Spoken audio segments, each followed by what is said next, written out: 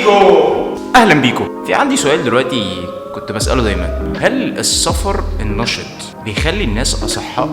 يعني كويسين معافين بدنيا كويس يعني بكل حاجة، ولا الناس الاصحاء هم اللي بيحبوا السفر النشط؟ بصراحة السؤال ده كان عندي بقاله فترة، لان الواحد منين ما كان بيسافر وحتى ما يقعد يتكلم مع الناس اللي سافرت لقيت فيه اراء كده مختلفة. فقررت ان انا اقعد اقرا شويه وابحث في الموضوع ده. اغلب المجتمع بتاعنا بيحب الراحه والانتخه، وما تنسوش الروتين القاتل اللي هو تقريبا بيبقى واحد طول الاسبوع.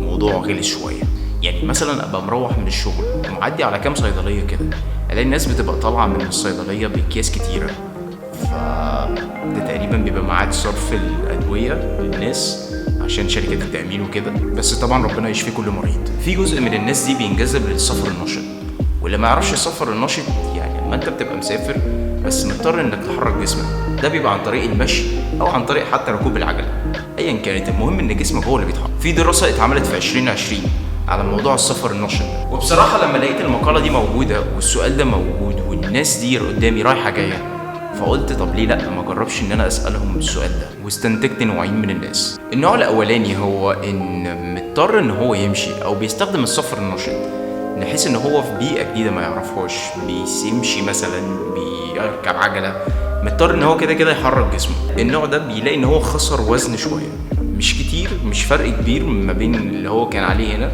واللي كان عليه بره، بس الفكره كلها ان هو نزل في الوزن. وده كان اول نوع من الناس. وطبعا محدش ينسى اللغه، لان هي بتبقى عامل مهم، لان اغلب الناس بتعرفش ان هي تتكلم اللغه اللي هي رايحه الدوله بتاعتها، مع ان ده بيبقى عائق وموضوع مهم يعني. وطبعا النوع التاني بيبقى مختلف شويه عن الاولاني. هو مش بس بيكون ان هو خسر وزن، لا، حاسس باحاسيس مختلفه، حاسس ان هو جديد سعيد نشيط، الحاجات دي كلها. والسبب ده بيرجع لان الدوبامين اللي في الجسم بيبقى عالي. واللي ما يعرفش الدوبامين هو بيبقى هرمون السعاده اللي بيفرز في الجسم. يعني مثلا لو واحد متعود ان هو يمشي، متعود ان هو يجري، يحرق، يعني يحرك، يعمل مجهود بدني، بيحس بالدوبامين بيبقى دايما عالي. طب السؤال بقى، ايه اللي حصل او ايه الفرق ما بين النوع الاول والنوع التاني، او الدراسه الاولى والدراسه التانيه، مع ان الاتنين زي بعض، الاتنين اصلا بره البلد؟ الاجابه سيدي او سيدتي المستمعه ان النوع التاني بيكون اصلا قبل ما هو يسافر بيبقى متعود ان هو يتحرك وان هو يروح ويجي،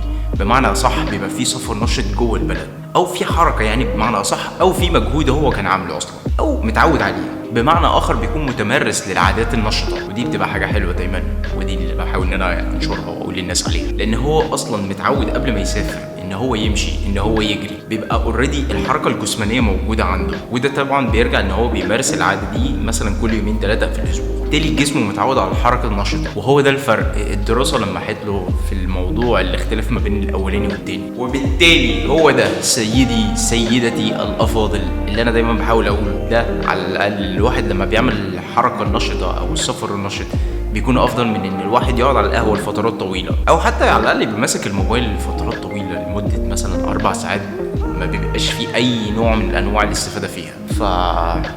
كفايه كده، سلام. المصدر في وصف الفيديو عشان بس اللي حابب يقرا يشوف القصه دي.